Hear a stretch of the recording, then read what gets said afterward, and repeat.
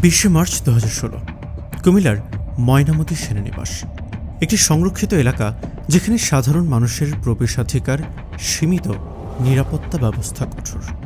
সন্ধ্যাবেলা 19 বছরের কলেজ ছাত্রী সোহাগী জাহান তনু ঘর থেকে বের হয়েছিলেন টিউশনি করতে, কিন্তু সেই রাত আর শেষ হয়নি। সেনানিবাসের পাওয়ার হাউসের অদূরে এক ঝোপের মধ্যে পাওয়া যায় তনুর নিথর দেহ। 1 দশকেরও বেশি সময় পার হয়ে গেছে। দেশ জুড়ে আন্দোলন হয়েছে, তদন্তকারী সংস্থা বদলেছে, কিন্তু বিচার মেলেনি।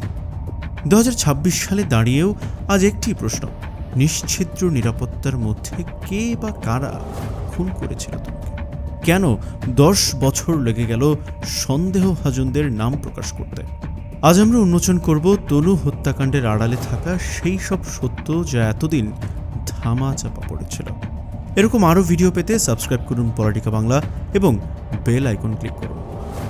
সোহাগী জাহান তনু ছিলেন কুমিল্লা সরকারি ভিক্টোরিয়া কলেজের ইতিহাস বিভাগের শিক্ষার্থী এবং এক প্রতিভাবান নাট্যকর্মী। তার বাবা ইয়ার হোসেন ছিলেন কুমিল্লা ক্যান্টনমেন্ট বোর্ডের একজন অফিস সহায়ক। সেনানিবাসের ভেতরেই তাদের ছোট্ট সংসার। সেদিন সন্ধ্যায় পাশের এক বাসায় প্রাইভেট পড়াতে গিয়েছিলেন তনু। রাত 10টা বেজে গেলেও যখন তিনি ফিরছিলেন না, তখন চিন্তিত বাবা খুঁজতে বের হন। খুঁজতে খুঁজতে পাওয়া যায় মেয়ের জুতো, ছেঁড়া চুল আর শেষে একটি ঝোপের মধ্যে তনুর নিথর দেহ। মাথার একপাশে আঘাতের চিহ্ন। প্রাথমিকভাবে মনে হয়েছিল এটি একটি পরিকল্পিত ধর্ষণ ও হত্যাকাণ্ড, কিন্তু এরপর শুরু হলো এক দীর্ঘ আইনি এবং রাজনৈতিক নাটক। তনুর বাবা অজ্ঞাত আসামি করে কোতোয়ালি মডেল থানায় মামলা করলেন, কিন্তু মামলার শুরু থেকেই নাটকীয়তা দেখা দেয়। 4 এপ্রিল 2016 প্রথম ময়নাতদন্তের রিপোর্ট প্রকাশ পায়। পুরো দেশ স্তব্ধ হয়ে যায় যখন দেখা যায় রিপোর্টে বলা হয়েছে তনুকে বা হত্যার কোনো আলামত পাওয়া যায়নি। এই রিপোর্ট যেন মরার উপর খাঁড়ার খা। ক্যান্টনমেন্টের ভেতর একটি মরদেহ পাওয়া গেল, অথচ ডাক্তার বললেন খুনের আলামত নেই। দেশ জুড়ে জনরোষ ফেটে পড়ে। শিক্ষার্থীদের আন্দোলনে উত্তাল হয়ে ওঠে বাংলাদেশ। শাহবাগ থেকে শুরু করে কুমিল্লার রাজপথ, সবখানে একটিই দাবি: তনু হত্যার বিচার চাই। গণজাগরণ মঞ্চের মুখপাত্র ইমরান সরকার দাবি করেন তনু হত্যাকাণ্ড থেকে নজর সরাতে রাজনৈতিক চক্রান্ত চলছে। এমনকি ব্লগার নাজিমুদ্দিন সামাদ হত্যাকাণ্ডকেও এর সঙ্গে গুলিয়ে ফেলার চেষ্টা করা হচ্ছে বলে অভিযোগ ওঠে। প্রবল চাপের মুখে উচ্চ আদালত পুনরায় ময়নাতদন্তের নির্দেশ দেন। দাফনের কয়েকদিন পর কুমিল্লার মির্জাপুর থেকে তনুর লাশ তোলা হয়। এবার কুমিল্লা মেডিকেল কলেজে দ্বিতীয় ময়নাতদন্ত করা হয়। সত্যটা এবার বেরিয়ে এলো। দ্বিতীয় ময়নাতদন্তে ধর্ষণের আলামত পাওয়া যায়। মে 2016-তে সিআইডির ডিএনএ পরীক্ষায় তনুর অন্তর্বাসে 3 জন পুরুষের শুক্রাণুর উপস্থিতি ধরা পড়ে। এই প্রতিবেদনটি ছিল মামলার সবথেকে বড় মোড়। বিজ্ঞান বলছে অপরাধী 3 জন, কিন্তু তদন্ত সংস্থা 8 বছর পর্যন্ত বলতে পারল না কারা এই 3 জন। একে একে পার হলো 8টি বছর। মামলাটি থানা পুলিশ থেকে ডিবি, এরপর সিআইডি এবং সবশেষ 2020 সালে পিবিআইয়ের হাতে যায়, কিন্তু কাজের কাজ কিছুই হয়নি। তনুর মা আনোয়ারা বেগম বারবার অভিযোগ করেছেন সেনানিবাসে কর্মরত প্রভাবশালী কিছু ব্যক্তি এই হত্যাকাণ্ডের পেছনে জড়িত, তাই তদন্ত এগোচ্ছে না। আনোয়ারা বেগম গণমাধ্যমকে বলেছিলেন, আমরা গরিব মানুষ, তাই বিচার পাওয়ার আশা ছেড়েই দিয়েছি, জিন্দা লাশ হয়ে বেঁচে আছে। একজন মা যখন বিচারের আশা ছেড়ে দেন, তখন বোঝা যায় বিচার ব্যবস্থার গলদ ঠিক কোথায়। দীর্ঘ 10 বছর পর 2024 সালের সেপ্টেম্বর থেকে 2026 সালের মধ্যে এই মামলার তদন্তে প্রথমবারের মতো বড় অগ্রগতি আসে। ষষ্ঠ তদন্তকারী কর্মকর্তা পরিদর্শক মোহাম্মদ তরিকুল ইসলাম প্রথমবারের মতো আদালতে সন্দেহভাজন হিসেবে 3 সেনা সদস্যের নাম প্রকাশ করেন। এই 3 ব্যক্তি হলেন sergeant Zahid, warrant officer Hafizur Rahman এবং সৈনিক শাহিন আলম।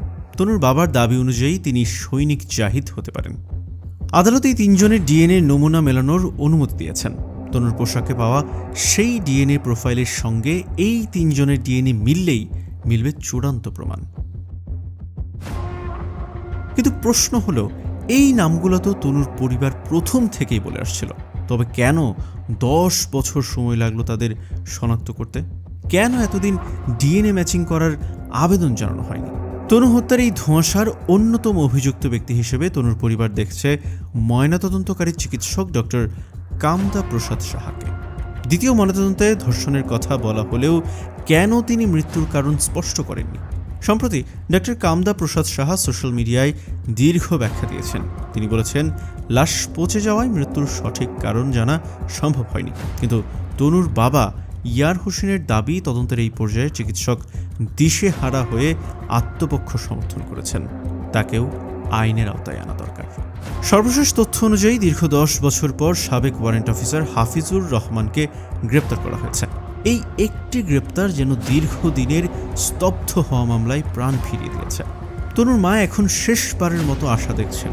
তিনি সেদিনও বলেছেন, সার্জেন্ট জাহিদ বড় খনি, তার গ্রেপ্তার করার কথা কতবার কইছি, কেউ শুনে নাই। তনুর ভাই আনোয়ার হোসেনের কণ্ঠেও শঙ্কার সুর।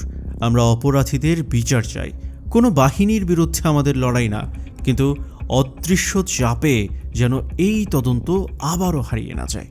তনু হত্যাকাণ্ড শুধু একজন শিক্ষার্থীর মৃত্যু নয়, এটি বাংলাদেশের সাধারণ মানুষের ন্যায় বিচার পাওয়ার সংগ্রামের এক প্রতীক।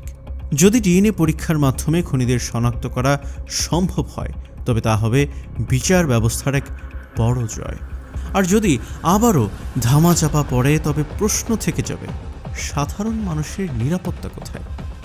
তনুর বাবা মা বৃদ্ধ হয়েছেন, তাদের শরীর ভেঙে পড়েছে, তাদের শেষ ইচ্ছা মৃত্যুর আগে একবার মেয়ের খুনিদের ফাঁসির কাষ্ঠে দেখা।